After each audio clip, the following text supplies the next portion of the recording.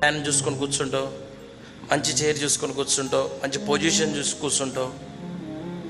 అంత నీ ఇష్టానుసారంగా భక్తి చేస్తావు. నీకు నచ్చినట్లుగా వస్తావు, నీకు నచ్చినట్టుగా ఉంటావు. ఏంది ఎంత వాక్యం విన్నా ఇట్లుంటున్నావని మాట్లాడితే గద్దిస్తే అప్పగించుకోవటం ఉందా నీకు? తిరగబడతావు, లోపడవు. ఒక దైవజనుడు దేవుని ఆత్మ ప్రేరణతోనే వాక్యం చెప్పినప్పుడు నేను డబ్బులు తెమ్మని చెబుతున్నారా? ఏం చెబుతుండ్రు? బతుకు మార్చుకొని దేవుని రాజ్యం కోసం బతకమని కదా చెబుతుంది. దేవుని రాజ్యం కొరకు సిద్ధపరచబడమని కదా నీకు చెబుతుంది. దేవుని చిత్తానికి అప్పగించుకోమని కదా నీకు చెబుతుంది. స్వలాభం కోసమో మా సొంత ఉద్దేశాల కోసమో మిమ్మల్ని రప్పించుకుంటున్నాను అనుకుంటున్నారా చర్చికి?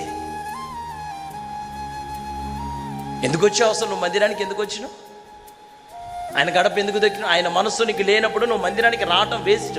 ఇక్కడ నువ్వు నీ బ్రతుకును మార్చుకోలేకపోతే, ఇక్కడే నీకు మార్పు లేకపోతే దేవుని రాజ్యంలో నువ్వెట్టుంటావు అసలు? ఈడే మన బతుకులు సరిగ్గా లేకపోతే, ఇక్కడ దేవుని వాక్యానికి లోపడకపోతే, రేపు అంతమందిలో యేసయ్య సింపుల్గా అక్రమము చేయువారులారా నా యుద్ధ నుండి